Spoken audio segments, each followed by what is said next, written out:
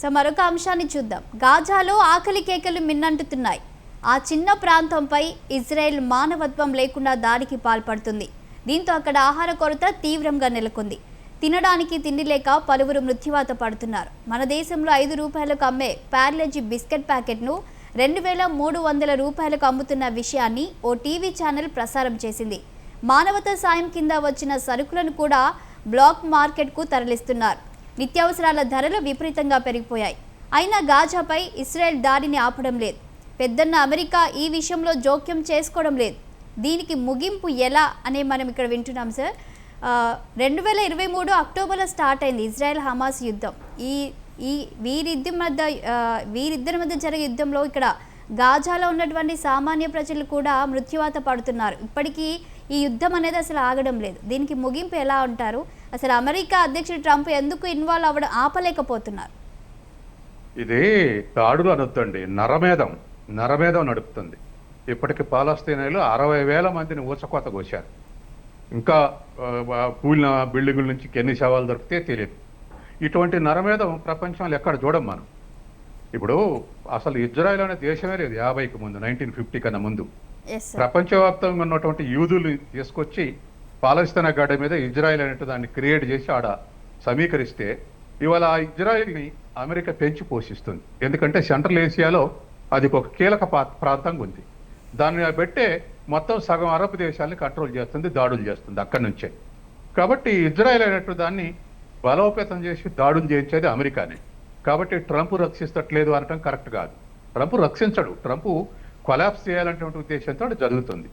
తర్వాత రెండోది, పాలస్తీనాలు ప్రశాంతంగా పిఎల్ఓ అనేటువంటి యారఫ్ అరఫత్ అని పాలస్తీన్ లీగ్ ఆర్గనైజేషన్ చేసేవాడు. ఒకప్పుడు మొత్తం డెవలపింగ్ కంట్రీస్కు 130 దేశాలకు, అలీన దేశాలకు అధ్యక్షుడు ఉండేవాడు. అటువంటి దాన్ని పిఎల్ఓ ప్రపంచ అభిప్రాయాన్ని సమీకరిస్తుంటే దాన్ని వెనక్కు కొట్టాలని హమాస్ అనే ఉగ్రవాద సంస్థను సృష్టించిందే ఇజ్రాయెల్, అమెరికా కలిసి ఉగ్రవాద సంస్థను సృష్టించారు. గాజాలో ఎన్నికలు జరిగితే పిఎల్ఓను ఓరియటానికి హమాస్ను ఎంకరేజ్ చేసి గాజా ఎన్నికలు గెలిపించారు. అంటే ఉగ్రవాద సంస్థనే వీళ్ళు పెంచి పోషించి గెలిపించిందే వీళ్ళు. ఇప్పుడు అటువంటి హమాస్ని మా దేశం మీద దాడి చేసిన పేరిట ఇవాళ పాలస్తీనాన్ని శ్మశానంగా మార్చారు. కాబట్టి మీరు అడిగారు ట్రంప్ రావట్లేదు, జోక్యం చేసుకోవట్లేదు అని. ట్రంప్ ఆయుధాలు సప్లై చేస్తేనే ఇజ్రాయెల్ ప్రయోగిస్తుంది. కాబట్టి ఇవాళ ఇది జాయింట్ ఆపరేషన్. పేరుకు ఇజ్రాయెల్ కనపడుతుంది కానీ మనకు ముందు అమెరికా ఇజ్రాయెల్ జాయింట్ ఆపరేషన్ ఇది. ఎందుకంటే అసలు పాలస్తీన్ అనేటువంటి దేశాన్ని లేకుండా చేయాలంటే ఇప్పుడు ఆబ్జెక్టివ్ తోటి అసలు కూల్ చేసిన తర్వాత ఆ పాలస్తీన్ ఆక్రమించుకొని దాన్ని ఇజ్రాయెల్ కింద ఒక సబ్ నేషన్గా క్రియేట్ చేయాలనేటువంటి ఉద్దేశంతో వాళ్ళు దాడులు చేస్తున్నారు.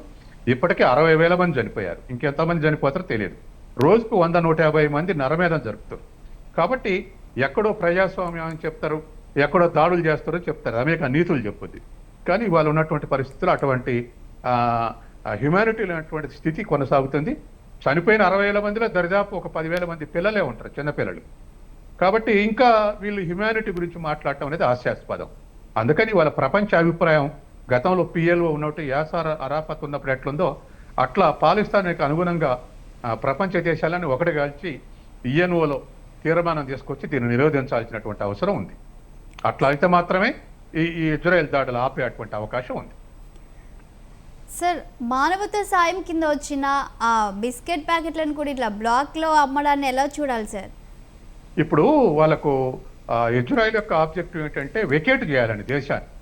అసలు వాళ్ళు పాలస్తీనులు ఇతర దేశాలకు పోయి, పక్కనున్న దేశాలకు పోయి శరణార్థులుగా బతకాలి, అక్కడ ఉండొద్దు అనేది. అక్కడ ఆహారం కూడా మంచినీళ్ళు కూడా దొరకకుండా చేస్తే వాళ్ళు వెళ్ళిపోతారు. వీళ్ళు దాడులు చేసి వెళ్ళగొట్టే కన్నా వాళ్ళకి ఆహారం దొరకకుండా చేస్తే వాళ్ళు ఖాళీ చేసి వెళ్ళిపోతారు. కాబట్టి ఆ బిస్కెట్ ప్యాకెట్ కాదు, మంచినీళ్ళు కూడా దొరకకుండా చేసినటువంటి పరిస్థితులు ఉన్నాయి. అండర్ గ్రౌండ్లో ఉన్నటువంటి వాటిల్లో నీళ్ళల్లో నిల్వ చేసుకుంటే వాటిల్లో విషం కలిపారు, నీళ్లు దొరకకుండా వెళ్ళిపోవాలని చెప్పేసి. అట్లా ఎవాక్యులేట్ చేసి పోవాలని చెప్పేసి ఉద్దేశంతో ఆహార పదార్థాలు దొరకనేయట్లేదు, వాటిని బ్లాక్ మార్కెట్ ధరించి దొరకనీయకుండా చేస్తూ ఉన్నారు.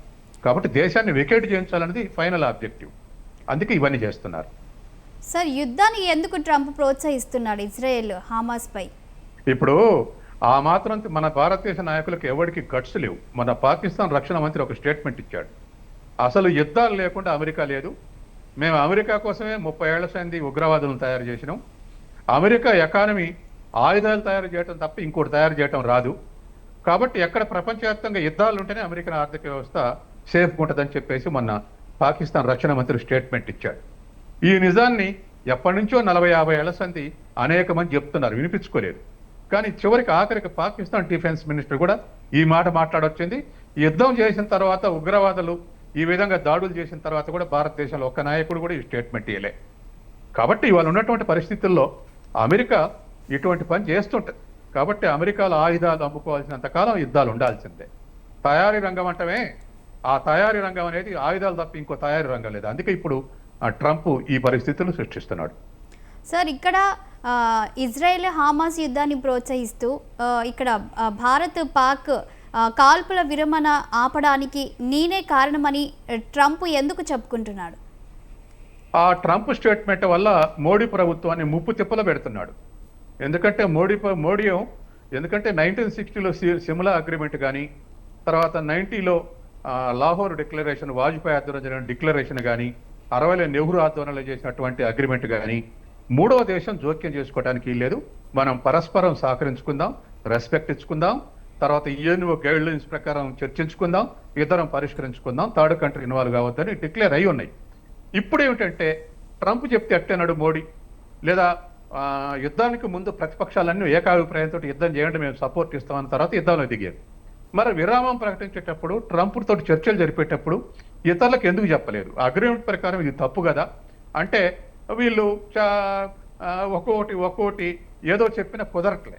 మేము పాకిస్తాను డీజీఎంఓ చెప్తేనే మేము వాయిదా వేసినాం, పాకిస్తాన్ నుంచి రిక్వెస్ట్ వస్తేనే యుద్ధం ఆపినానే వీళ్ళు అంటున్నారు. వాళ్ళు రోజు ఒక స్టేట్మెంట్ ఇస్తున్నారు అమెరికా నుంచి. ట్రంప్ ఏమన్నాడు? మొదటి రోజు స్టేట్మెంట్, నేను నిద్ర మాని 2 దేశాలతో చర్చించి యుద్ధం ఆపిన అన్నాడు. అప్పుడు వీళ్ళు కొంత 4-5 రోజులు వెనక ఖండించారు.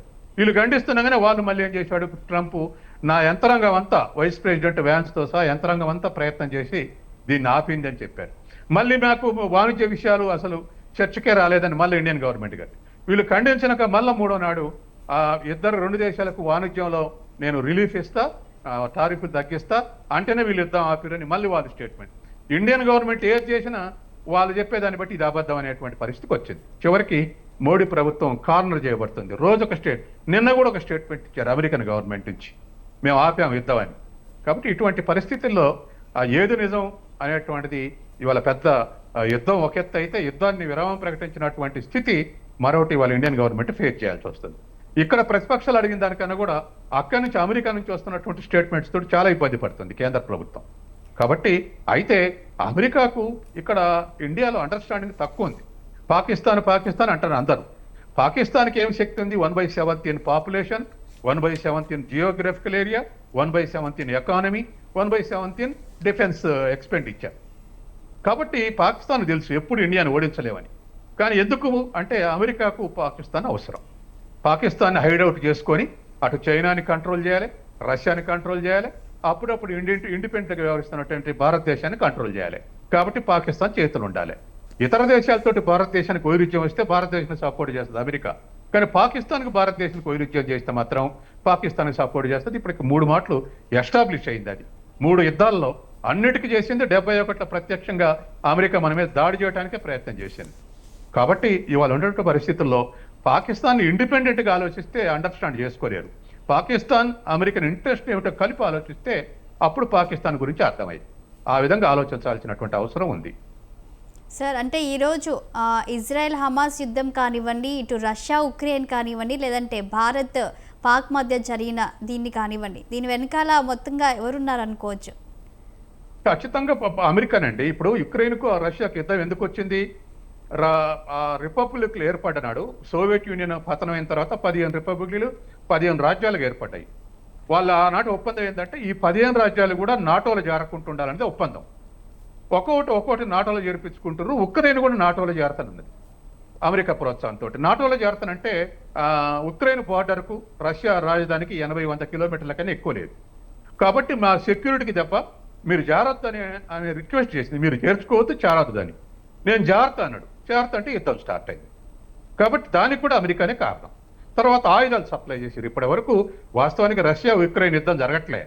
ప్రపంచ యుద్ధం యూరప్ అమెరికా కలిపి సప్లై చేసిన ఆయుధాలు వర్సెస్ రష్యా యుద్ధం నడుస్తుంది.